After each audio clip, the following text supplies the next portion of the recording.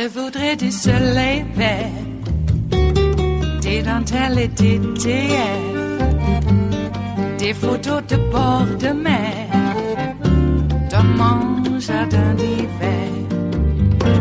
Je voudrais de la lumière, comme en Nouvelle-Angleterre.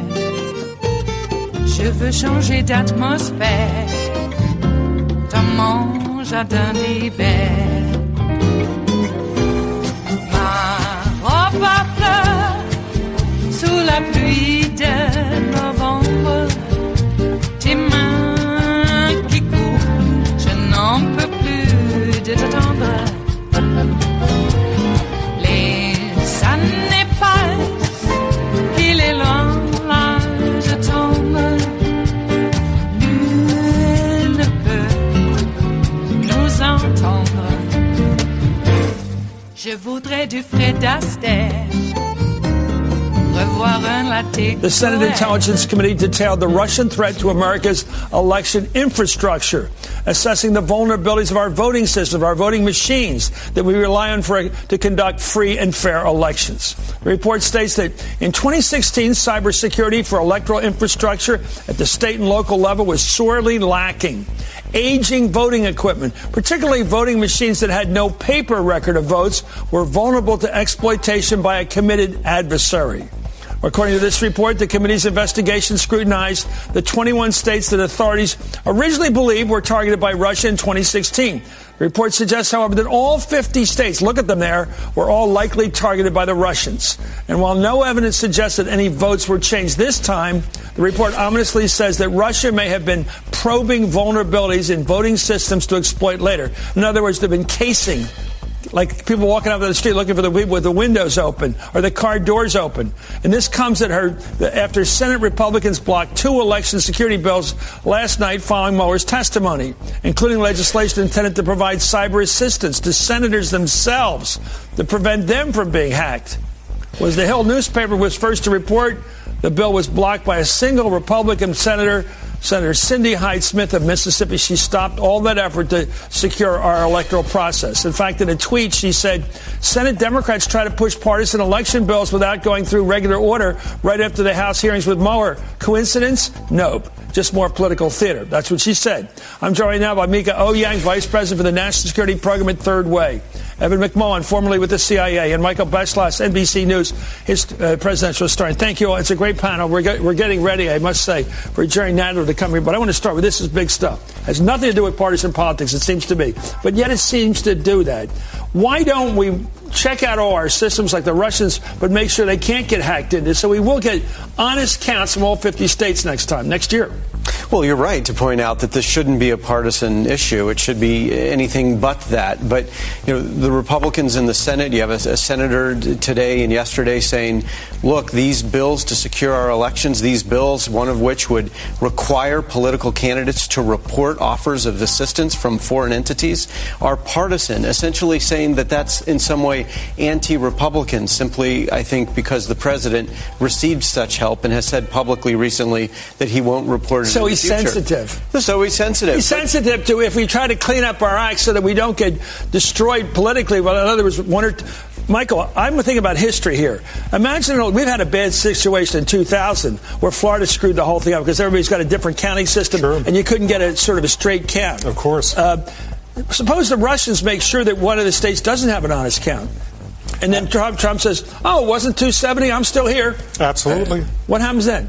Or he says it was a rigged election, and I'm not leaving, or he thinks at this point, or people on his behalf, that this election will be carried for him by the Russians or some other friendly government, which is not terribly sharp because there are a lot of governments that do not wish him well and who could get involved in this system. And it goes something back to the beginning of American history. You and I have talked about this.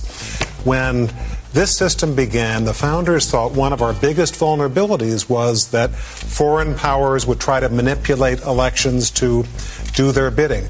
George Washington fired his Secretary of State, Edmund Randolph, because he thought he was an agent of the French trying to help the French take over our country.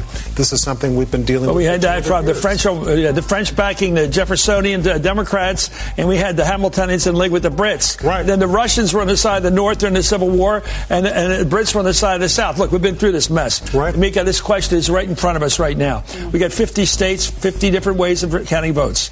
They got the Chads. We've been through all that, the crazy stuff. Very few of this. We don't have a lot of states with paper trails. And this, if something gets screwed up, and what the special counsel told the whole world yesterday, they're doing it right now, the Russians, right now. That's right. What you have are a bunch of state election systems, very diverse. One of the advantages, actually, of the diversity of the system is that it's very hard to hack in a single spot because there are different kinds of election machines out there. And so it's possible that you couldn't get through to all of them at one time.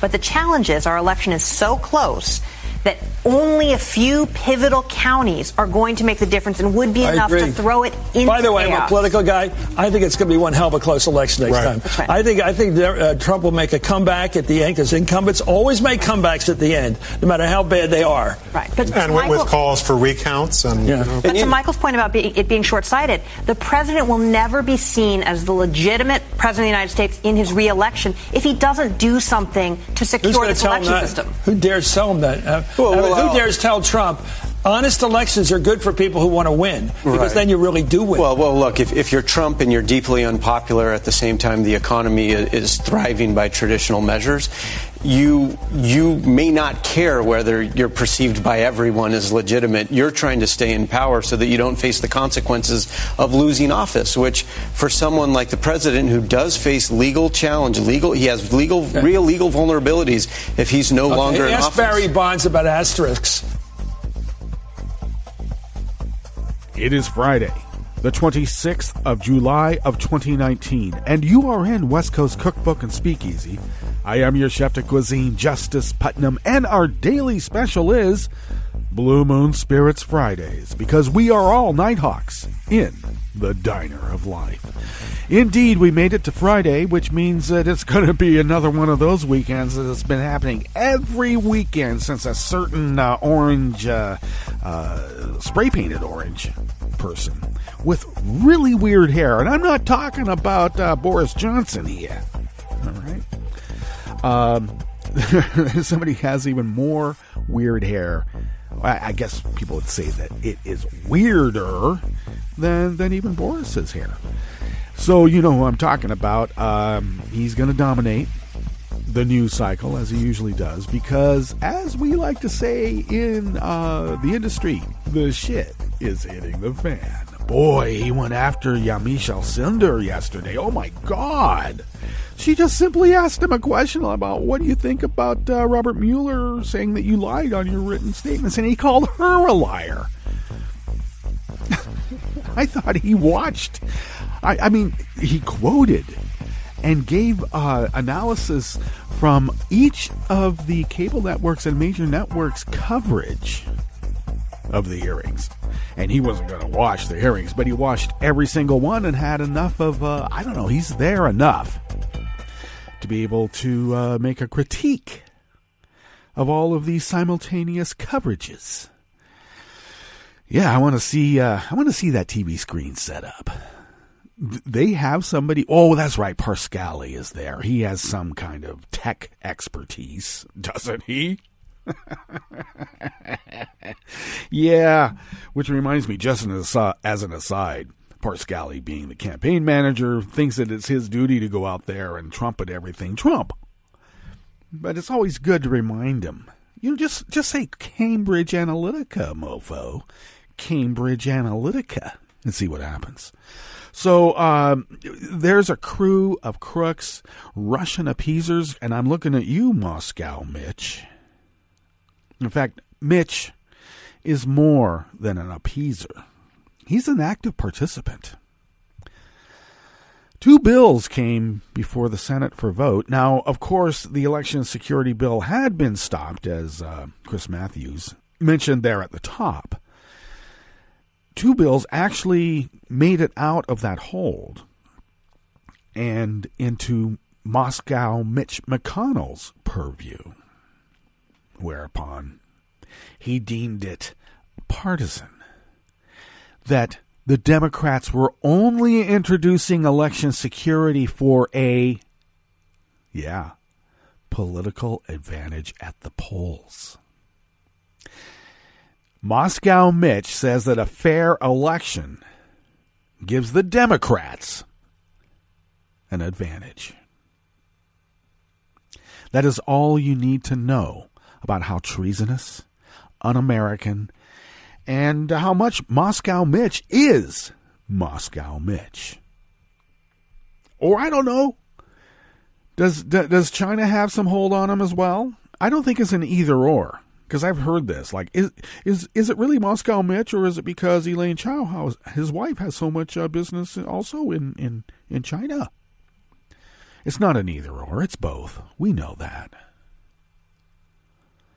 And what are we able to do about it? Well, Trump gave Bill Barr the supposed right to share confidential Russian intel or confidential information about Russia to Devin Nunes so that he would have a little bit of a heads up and color, shall we say, the investigation. Now, let's remember, this is Devin Nunes we're talking about. So he may or may not be so effective, but I really think that some of the silence I'm hearing locally from the usual suspects who are so virulent, and I'm not talking about just in their nomenclature. I'm not speaking just about their invective. I'm speaking about their actual threats of physical violence. I think maybe they've been taken aback a bit.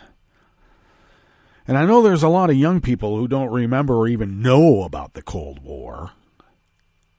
That's why it's so easy to throw away democracy.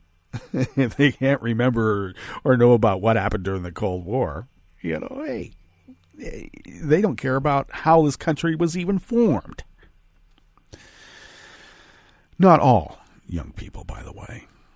Just the kind that would go to the Turning Point USA confab. We'll get to that in a second.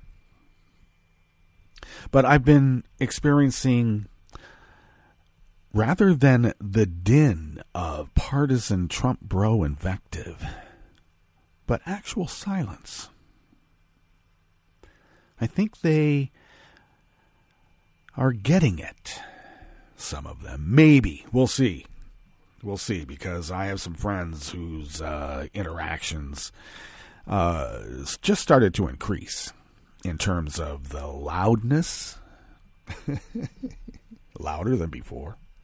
But right now, in my burg, pretty much silence. And I'm not going to poke the bear yet. Okay? I'm going to let them come out and bring it up themselves. Or maybe their silence is, agreement. They finally know everything that I, as one particular person, have been telling them. I don't know where this recall petition is going on Kate Brown. I did bring that up, that you better look into the financing behind this, because you're doing Vlad's work. And everybody's like, oh, no, you're a conspiracy theorist. Of course, these people are telling me about QAnon theories.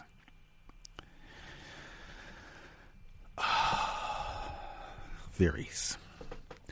Everything is a theory, even the law. Mueller, Trump is out there just lying. So let's talk about this Trump USA, Turning Point USA, the confab of a bunch of teenage brown shirts. Let's be clear. They're the Trumpenjungen. And look it up. We're turning into good Germans, everybody. Good Germans indeed, if we're not careful. Okay. So, somebody monkey wrenched the event. Thank you. I've been hearing it's from a rich donor is behind it, who has become anti-Trump because he recognizes that Trump is a puppet of Russia, just like Hillary said. So they monkey wrenched the event. had the Mother Russia flag up there with a few accoutrements, like, to make it, specifically American and specifically Trump. Double-headed eagle, very similar to the Russia flag. Except this eagle, instead of, our eagle holds, I believe, olive branch and some arrows. One in one talon and then in the other. So in this double-headed eagle, which is pretty similar to the Russian double-headed eagle, by the way. I got to keep saying it. One claw is holding some golf clubs, and I believe the other is holding money or something. I can't remember exactly what it is. And then instead of Latin, e pluribus unum, from many one, there was a Spanish up there that Trump is a puppet. Now, I did hear that the representative of the Turning Point USA was fired because of this. Would that be Charlie Kirk?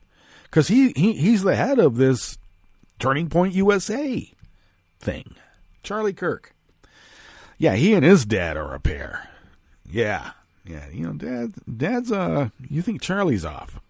The apple doesn't fall far from the proverbial tree.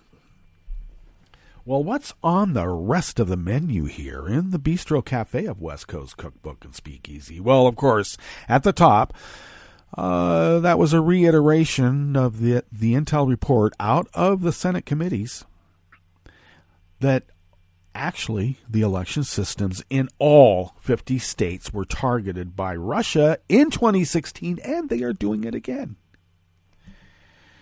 Now, let's just remember what Moscow Mitch said. Election security gives the Democrats an unfair advantage. And this is after Trump already said, hey, any country out there, you got anything you can give me that helps me? Bring it on. Which is actually a crime. But, look, in Article 2, according to this guy, gives him the right to do anything he wants. Ooh, we'll see about that now, won't we? Well, continuing here in the Bistro Cafe, Trump vetoed a bipartisan bill that prevented arms sales to Saudi Arabia because he has business there. And that's much more important than the security of the region. We don't need to worry about the U.S. security. Vlad will take care of it.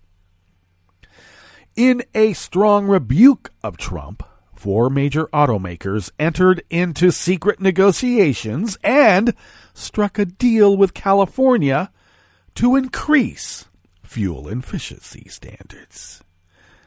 Trump is trying to say that, the states, they don't have any right to say what they do in their states. Well, Republicans. So, Trump tried to prevent California from being able to have fuel efficiency more than the federal standards. And 4 major automakers, and we'll give the list of those when we get into the story, but 4 major automakers said, you know what? Actually cars that get more per gallon sell. Think of that. And 194 House Republicans voted against better health and safety conditions at Trump's concentration camps because cruelty is the point. After the break, we move to the chef's table where the Border Patrol chief said she only joined the racist Facebook group because she was the answer to a Jeopardy question. And even legal immigrants are avoiding everyday activities over deportation concerns. Not just legal immigrants, U.S. citizens of a particular pigment of skin. all that and more on West Coast Cookbook and Speakeasy. Bon appetit.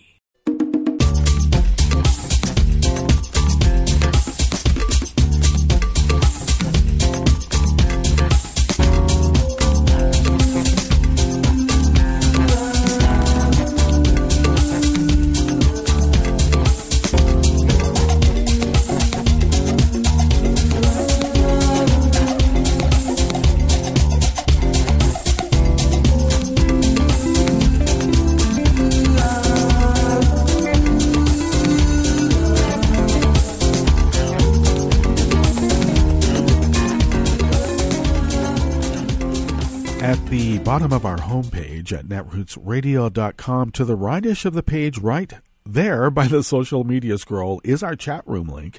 And do please engage. Kelly Lincoln takes care of that. Thank you, Kelly. To the leftish of the page from the chat room link at the bottom of our homepage at netrootsradio.com is our Patreon link, and do please become a recurring Patreon of Netroots Radio. Though most of what we do comes out of our own pockets, we really would be unable to do it without you. And your generosity has helped us resist for the last 8 years, 24/7, 365. And we would truly be unable to do this without you. And thank you so much for allowing us to resist, as the founders originally intended. You can follow Netroots Radio on Twitter at Netroots Radio. Tom takes care of that. Thank you, Tom. I take care of at Justice Putnam, and I also post the show notes and links diary on Daily Co's about 10 minutes before showtime, and then get those links out on social media. Follow the show on Twitter at Cookbook West and pick up podcasts by way of Spreaker, Stitcher, TuneIn, iTunes, iHeart, YouTube, and wherever podcasts can be found. And they're all there, every single one of them. Probably billions. I bet it's billions by now. Okay, let's get into this first offering here in the Bistro Cafe of West Coast Cookbook and Speakeasy Blue Moon Spirits Fridays. And don't forget about the French 77s. They are all ready for your imbibing pleasure. And just so you know, the French 77 is the most balanced cocktail in the history of cocktails. And that's not just this reporter's opinion. You only know by doing. So please, do. Mike Stankiewicz of Share Blue Media brings us this first offering here in the Bistro Cafe of West Coast Cookbook and Speakeasy. Trump is plowing ahead with his plan to sell military arms to the murderous Saudi Arabia regime, and it looks like Republicans at large are willing to let him. There's not enough spine in the Repug party to be able to override Trump's veto. Let's be clear. Prioritizing money and oil over humanity, Trump vetoed bipartisan legislation on Wednesday that would have blocked a multi-billion-dollar arms sale to Saudi Arabia.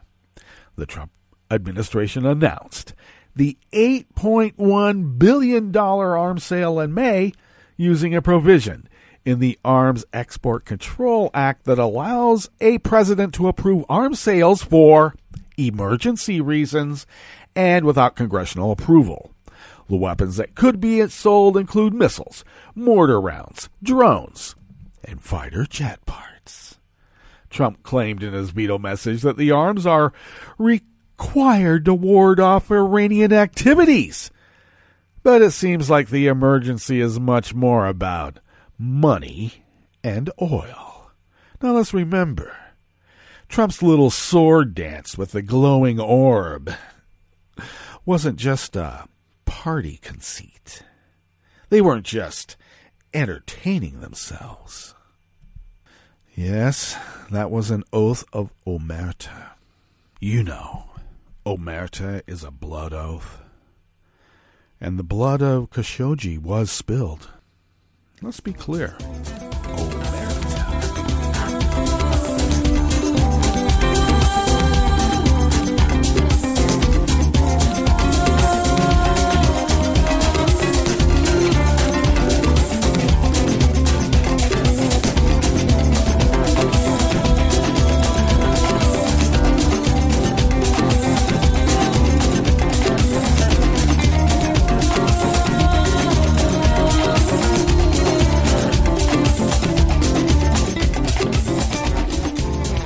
This next offering here in the Bistro Cafe of West Coast Cookbook and Speakeasy is Out of Think Progress by Kyla Mandel. Well, it looks like there's a few automakers, even on the international scene, who would prefer to actually deal with a lawful government rather than a bunch of mobsters. And I consider this to be very heartening news. It looks like, lawmakers are saying that Trump's rollback on fuel efficiency standards are now dead in the water after 4 major automobile manufacturers joined California in its push for more fuel-efficient vehicles. The agreement was the result of secret negotiations and deals a major blow to Donald Trump's war with California and one of the administration's most significant policy rollback efforts. As the Washington Post revealed yesterday, Thursday, Ford, Honda, Volkswagen, and BMW of North America have reached a deal with the California Air Resources Board to produce fleets that average roughly 50 miles per gallon, and that's 50 with a 50. And they're expecting to do that by the year 2026. Wow. Well, you do know that in the year 2525, certain things did happen. And then it got worse from there. I'm serious. Listen to the song. Now, that's just 1 year later, 2026, that the Obama-era target deadline, which is even a stronger rebuke of Trump, because we know how much Trump hates the black guy. Whatever the black guy did has to be undone. Everything.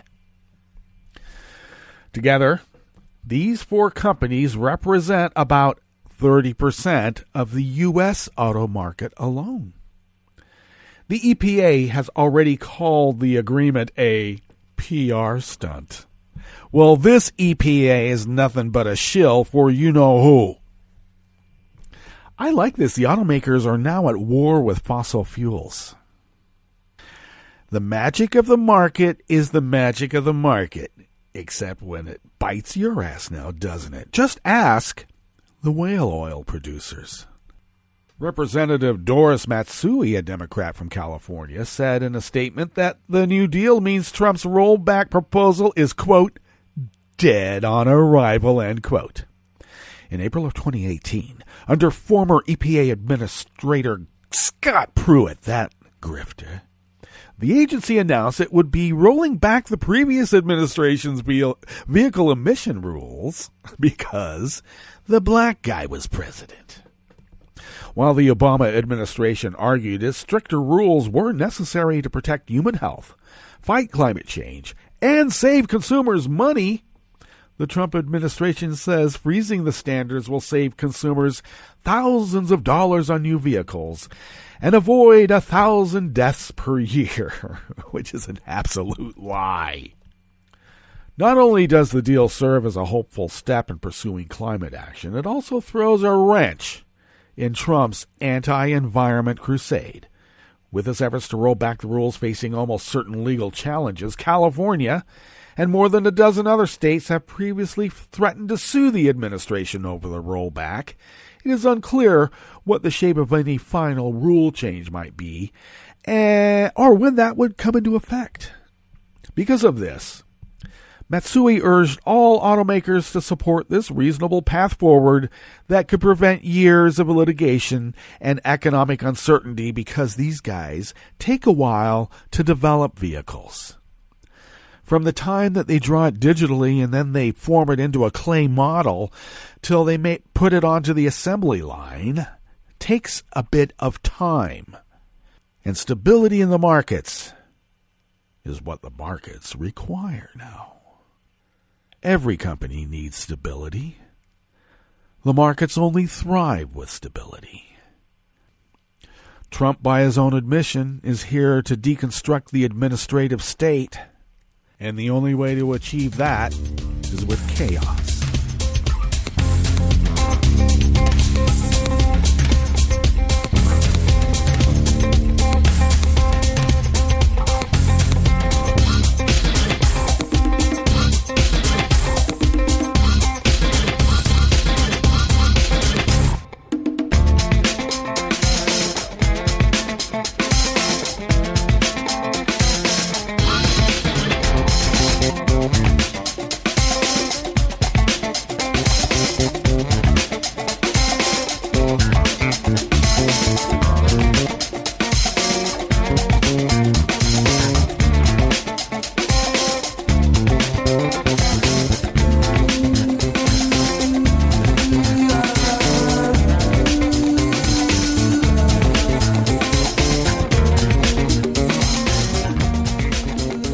Dan Desai Martin of Share Blue Media brings us this final offering here in the Bistro Cafe of West Coast Cookbook and Speakeasy, Blue Moon Spirits Fridays.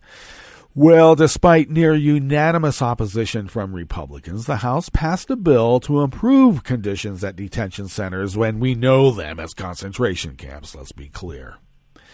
Well, it looks like the only sole Republican holdout was Don Young of Alaska. I don't know if Don really knew what he was voting on. Did he know he was siding with the Democrats on this? Don Young? Well, because he's never been known to have, like, what we like to call in the business a heart. What the heck? Well, in early July, federal inspectors warned of overcrowding conditions, including one case where migrants were held in standing room-only conditions for a week. And at another location, some single adults were held for more than a month in overcrowded cells. And the conditions for children may be even worse. So this is an act. It's an act of law. And they did this because in June, for instance, Dr. Dolly Lucio Sevier, a board-certified physician, visited child detention facilities. We call those here in the Netroots Radio Style Manual. First of all, detention facilities are concentration camps, and child detention facilities are icebox baby gulags. Just be clear. Well, she had visited an icebox baby gulag to check on the condition of hundreds of infants, toddlers, and children. She compared the conditions to torture facilities after seeing children sleeping on cold concrete floors and lacking adequate food, and teen mothers unable to wash their infants' bottles. Many of these children and families in the facilities are seeking asylum in the U.S., fleeing conditions of violence and dire poverty, and hoping for a safe refuge. Ruiz's legislation to improve conditions at the detention facilities now moves to the Senate, where Senate Majority Leader Mitch McConnell is the Grim Reaper, overseeing a chamber where every bill from a Democrat goes to die. All right, let's get to our break, and when we get back from that break, we are going to go through weather from around the world and finish up with the stories that we've curated for you today. You are listening to West Coast Cookbook and Speakeasy, and we will be right back. You are listening to netrootsradio.com. Please hang up and try again.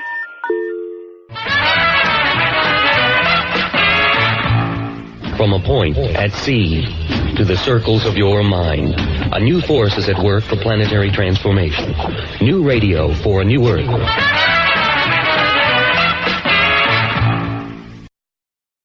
This is Take Two Movie Review. I'm Kim Lowe. This week, move over, Jaws. The premise of Crawl may not be that original, but it's nonetheless effective when it comes to generating some genuine thrills and chills. Set in the midst of a Florida hurricane, Crawl centers on a college swimmer, Haley, played by British actress Kaya Scodelario. Against the warnings of everyone, she decides to check in with her father, Dave, who she can't reach, and who seems to have ignored the calls for a mandatory evacuation. After a harrowing trip through the storm, she finds him in the basement of the family home. Unfortunately, however, Dave isn't the only thing trapped in the flooded basement. A group of agitated alligators, escapees from a nearby gator farm, have also decided to make the basement their new home, and Haley must try to rescue her injured dad and herself from both the gators and the rapidly rising waters. Set mainly in this basement, Crawl has a dark and claustrophobic feel to it, which is nearly as scary as the man-eating reptiles. In fact, the basement becomes almost a third main character in the film, and director Alexander Aja makes the most of it.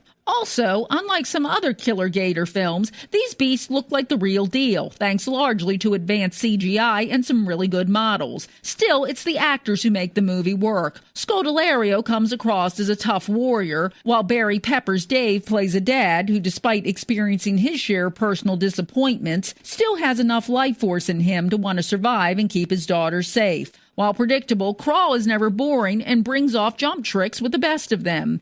Comparisons to Jaws, which the director has admitted was an inspiration, are inevitable, but Crawl, with its disciplined, minimalist approach, manages to shine on its own. This has been Take Two Movie Review. I'm Kim Lowe. Catch up with us at Take2MovieReview.com and feed us back on our page on YouTube.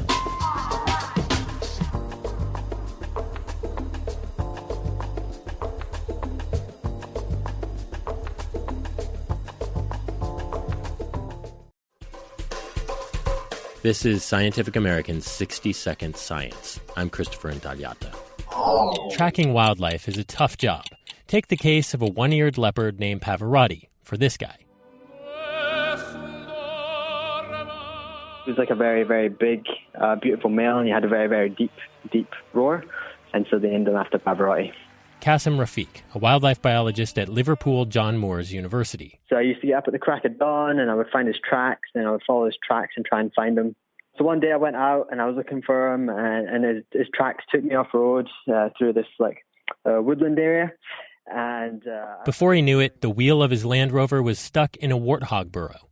He wasted several hours getting it out, and then on the way back to camp, he bumped into some local tour guides and their safari guests, who'd had way better luck spotting Pavarotti. And basically they laughed and they told me that they'd seen him that morning. Rafiq then realized that tourist wildlife sightings might be an untapped source of information about wild animals. So he and his team worked with a safari lodge in Botswana to analyze 25,000 tourist photographs of wildlife. They used those as sightings of lions, spotted hyenas, leopards, cheetahs, and wild dogs. They then compared those data to the estimates they made with traditional wildlife biology tactics, stuff like camera traps and track surveys and call-in stations, where they play sounds of distressed animals in the middle of the night and see who pops by. It turned out that the estimates from tourist photos were just as good as those gleaned from traditional methods, and the tourists were actually the only ones to see elusive cheetahs. The researchers would have missed the cats without the citizen science data. The results are in the journal Current Biology. The idea, of course, is not to put wildlife researchers out of a job. I mean, the reality is there's so many interesting things that we still have to find out about these large carnivores, and there's so many conservation projects that need to be carried out that we don't have the time or the resources to do them all. And tourist photos might help make sure that all the local carnivores are spotted. Thanks for listening. For Scientific American's 60-Second Science, I'm Christopher Intagliata. This program is presented by the Centers for Disease Control and Prevention.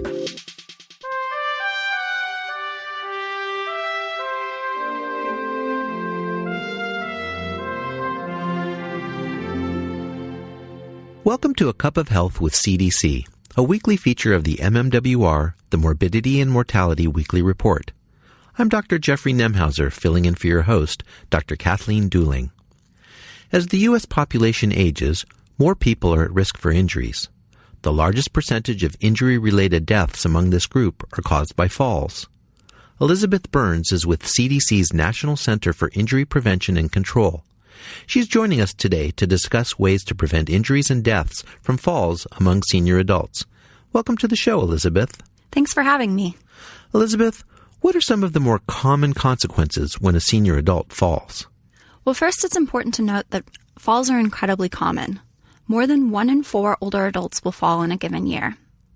Common consequences include loss of independence and an increased fear of falling, as older adults are afraid to do the same kinds of activities they were doing before. And this can actually lead to more falls, as older adults have less strength in their lower body. Common consequences include hip fracture and traumatic brain injury, and ultimately, in 2016, almost 30,000 older adults died because of a fall. So are falls more common in men or in women? Falls are more common in women, and more women go to the emergency department because of a fall, and more women die because of a fall. However, the rate of fall deaths are more common in men than women. What this means is that out of 100,000 men, more will die from a fall than out of 100,000 women. What are common causes of falls among older people? Getting on and off the toilet and getting in and out of bed are common causes of falls. Walking around the hallways at night when the lights are off is a common way people fall. There's also an increased amount of medications used in seniors, which have side effects like making them lightheaded, and that increases the risk of falls and is a common cause. With all of those factors, what are some ways our listeners can decrease their chances of falling? Older adults should talk to their healthcare provider or doctor about how they can decrease their chances of falling. This can be done during the annual wellness visit or during annual physicals. The doctor will recommend an exercise program that should increase strength and balance or maybe refer you to a physical therapist. Additionally, they can look through your medications and perhaps reduce your doses or suggest medications that decrease your chances of falls. Are there things we can do to modify our homes to prevent falling? Oh, absolutely. Installing grab bars on the side of the toilet, making sure that rugs are taped down or removed, making sure that there's lighting in the hallways are all really simple ways that an older adult can modify their home to prevent falls. Where can listeners go to get more information about preventing falls? Listeners can go to cdc.gov/study, and that's spelled STEADI. Thanks, Elizabeth. I've been talking today with Elizabeth Burns about ways to prevent fall-related injuries and deaths among senior adults. Improving strength and agility through regular exercise and removing potential obstacles in the home can help decrease the risk for falls. If you or a loved one is older and struggle with mobility, talk with a healthcare provider about ways to decrease the risks for fall-related injuries and death. Until next time, be well. This is Dr. Jeffrey Nemhauser for A Cup of Health with CDC. For the most accurate health information, visit cdc.gov or call 1-800-CDC-INFO. Hi, I'm Tom Hartman, and since you're listening to netrootsradio.com, show your progressive side and go to the donate button on the bottom of the homepage. It's progressives like you who power Netroots Radio and keep the progressive message beaming everywhere 24 hours a day. Just go to our donate button at the bottom of netrootsradio.com. Thank you for keeping progressive radio at full power.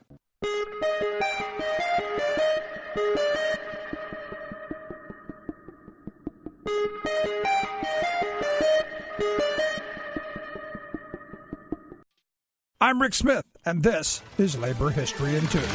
On this day in labor history, the year was 1775. That was the day the United States Post Office was created in Philadelphia under Benjamin Franklin. Franklin was a member of the Second Continental Congress. Among many other distinctions, Ben Franklin was named the nation's first Postmaster General. Franklin received a salary of $1,000, with an additional $340 for a secretary and comptroller. His responsibilities spanned all post offices from Massachusetts to Georgia, and he had the authority to hire additional postmasters as necessary. Previously, in 1753, Benjamin Franklin helped lead the postal service in the colonies. He made numerous improvements in the mail system, including setting up new, more efficient routes. He had also been able to cut delivery time in half between Philadelphia and New York by having weekly mail wagons travel both day and night via relay teams. In 1774, the British fired Franklin from his postmaster job because of his revolutionary activities. There have been postal unions dating back to the 19th century. Those early unions had essentially no bargaining rights. They existed largely as lobbying organizations that otherwise would have no say about their working conditions. Wage increases depended on the whim of Congress. On March 18, 1970, thousands of New York City postal workers walked off the job in protest. They were joined in the streets by 200,000 others in 30 major cities. Mail service ground to a halt, and the plight of postal workers was brought to the public's attention. The strike was soon settled, with Congress approving a 6% wage increase. The strike served as an impetus for the enactment of the Postal Reorganization Act of 1970, which granted unions the right to negotiate with management over their wages, benefits, and working conditions. I read the news today, oh boy. It's time for Nicole Sandler's What's News from NicoleSandler.com and the Progressive Voices Network. On the heels of Robert Mueller's testimony and warning that Russian interference is continuing, quote, as we sit here, the Senate Intelligence Committee on Thursday released a bipartisan report on Russian election interference. The report found that the U.S. election infrastructure was unprepared to combat, quote, extensive activity by Russia that began in 2014 and carried on at least into 2017. The report found that the Russians took advantage of our decentralized voting system, exploiting seams between federal oversight and state election systems. It also found that election cybersecurity was, quote, sorely lacking in 2016, and that federal attempts to warn states about potential security breaches, quote, did not provide enough information or go to the appropriate people.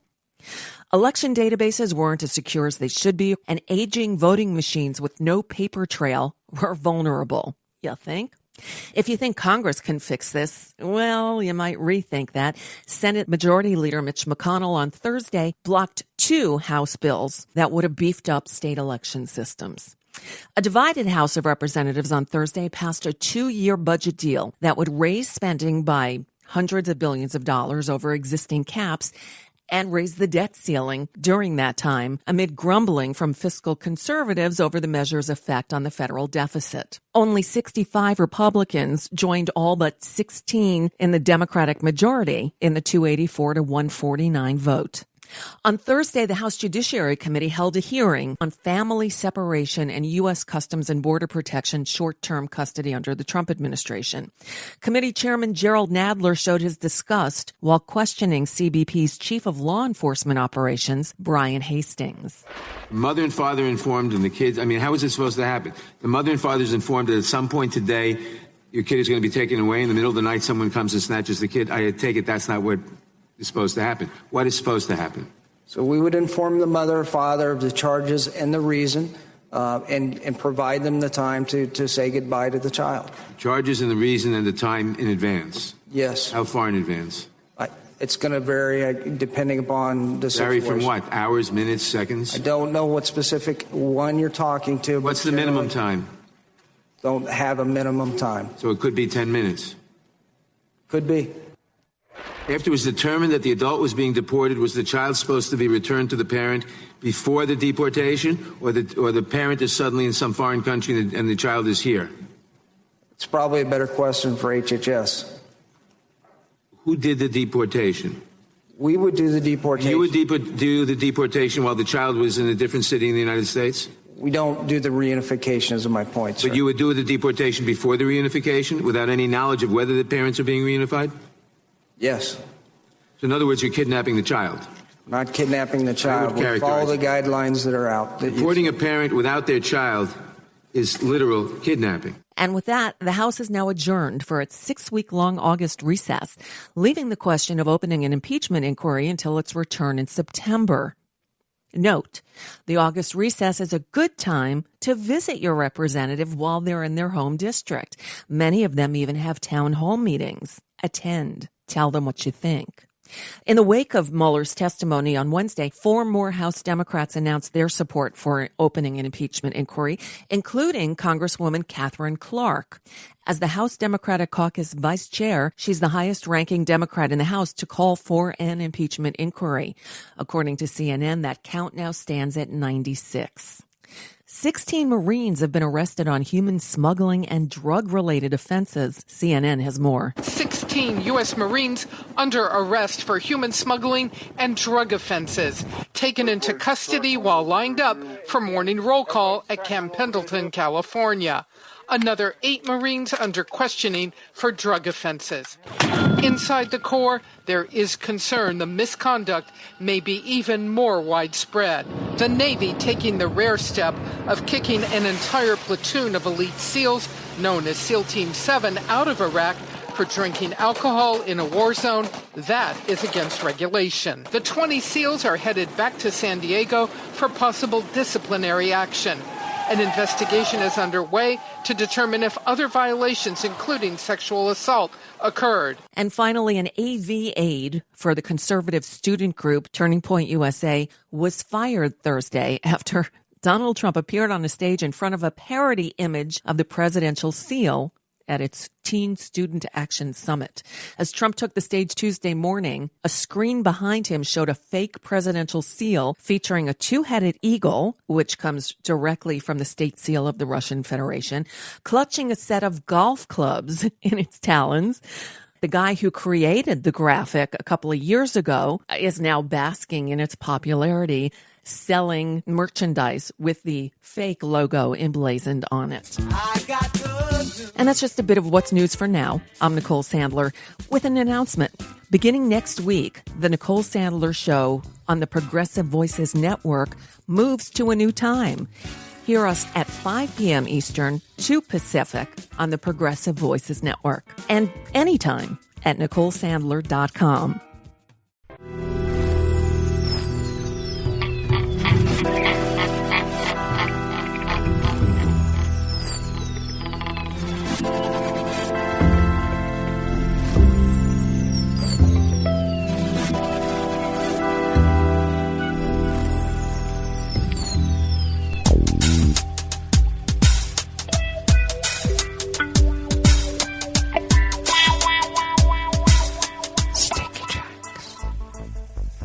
Thank you for accompanying us here to the chef's table at West Coast Cookbook and Speakeasy.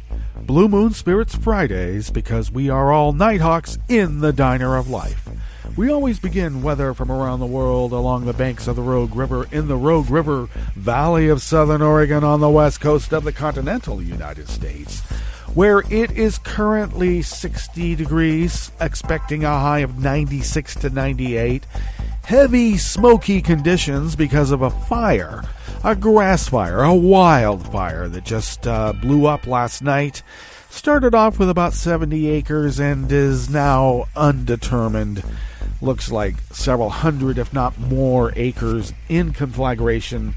No expectation about when it's going to get knocked down, but it would be nice, because it's too unhealthy to go outside right now. Highs, as I say, will be 96 to 98. Overnight lows in the low 60s. Low to mid 90s tomorrow. Winds out of the northwest at 5 to 10 miles per hour through tonight and tomorrow and on the weekend. Grass pollen is moderate. The air quality index is very unhealthy at 152 parts per million. And the daytime UV index is very high at 9. Barometric pressure is rising at 29.83 inches. Visibility is at 7 miles, and relative humidity is at 50%. Weather from around the world is brought to you by people's personal weather stations that they purchased. These people purchased personal weather stations somewhere on their property, and these people positively live around the world. London is 78 and partly cloudy. Paris is 84 and sunny with a heat advisory. Rome is 95 and sunny. They do not have a heat advisory, surprisingly. Kiev is 76 and fair. Kabul is 82 and mostly cloudy. Hong Kong is 83 and partly cloudy. Tokyo is 82, mostly cloudy with a heat advisory of their own. Sydney, Australia is 55 and partly cloudy. San Francisco, California is 58, mostly cloudy with a wind advisory on the bay and offshore for small craft. And New York is 83 degrees Fahrenheit and sunny. And that is weather from around the world, brought to you by people's personal weather stations that they purchased. These people planted these purchased personal weather stations somewhere on their property, and these people positively live around the world.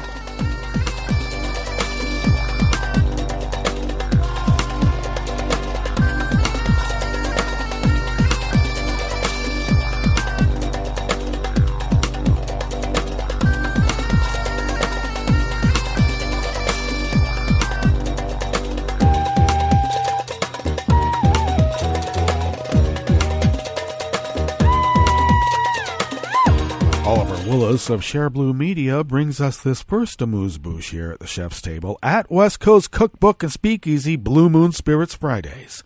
We are all Nighthawks in the Diner of Life.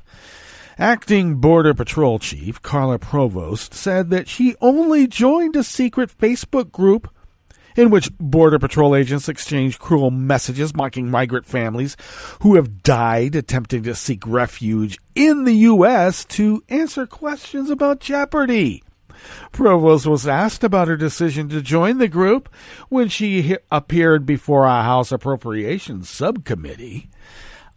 I didn't even know at the time what group I was on or whether I was on a group, Provost claimed.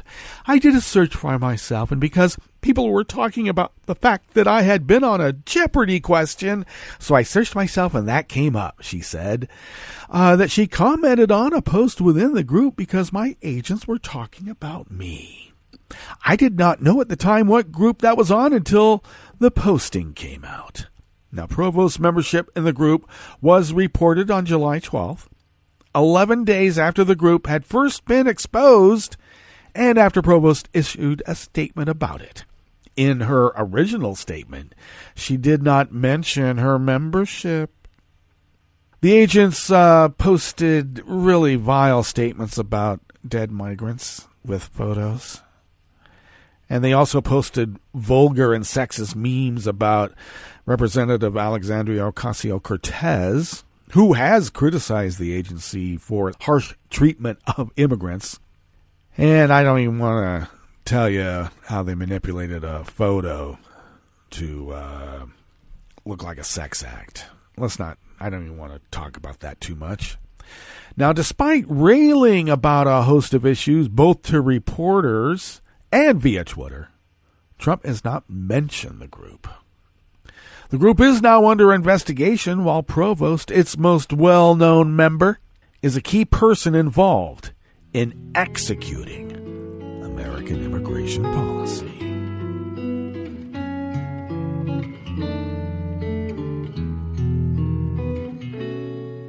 Je te donne ce mon amour pour la vie entière.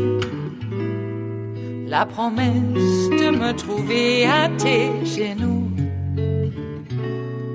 Aussitôt que tu m'appelles, rester toujours fidèle.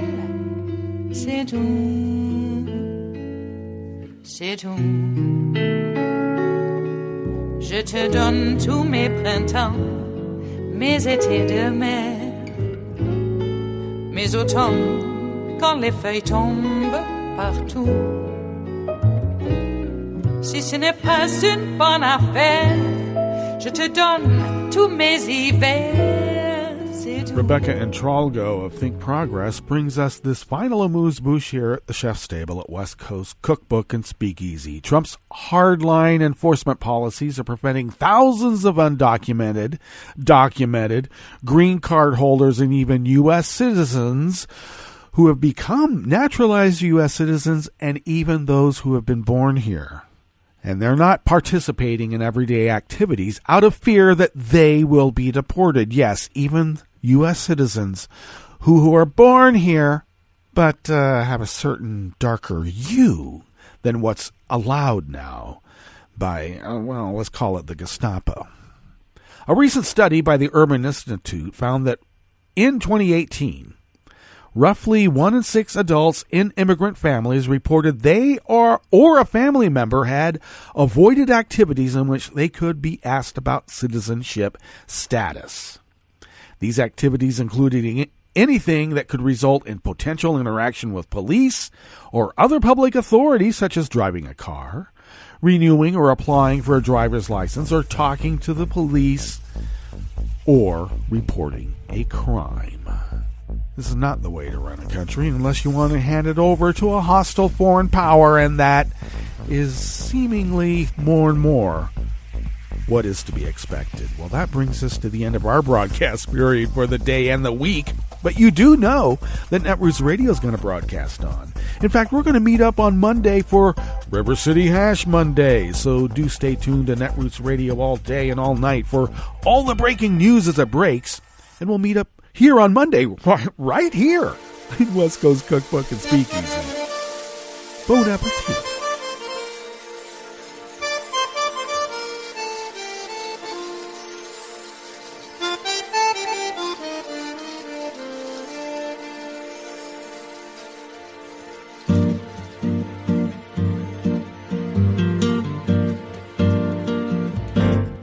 Je voudrais du soleil vert, des dentelles et des théières, des photos de bord de mer, dans mon jardin d'hiver.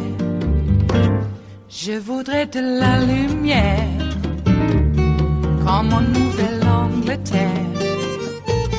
Je veux changer d'atmosphère, dans mon jardin d'hiver. Ma fleur sous la pluie de novembre, tes mains qui courent, je n'en peux plus de t'attendre. Les années passent, qu'il est loin, là je tombe. Nul ne peut nous entendre. Je voudrais du Fred Astaire, revoir un latte Goer.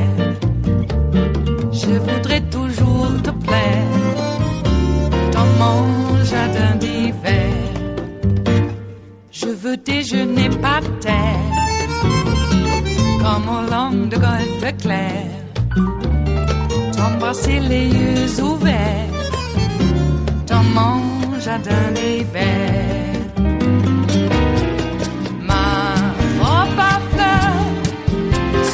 Pluie de novembre, tes mains qui courent, je n'en peux plus de t'attendre.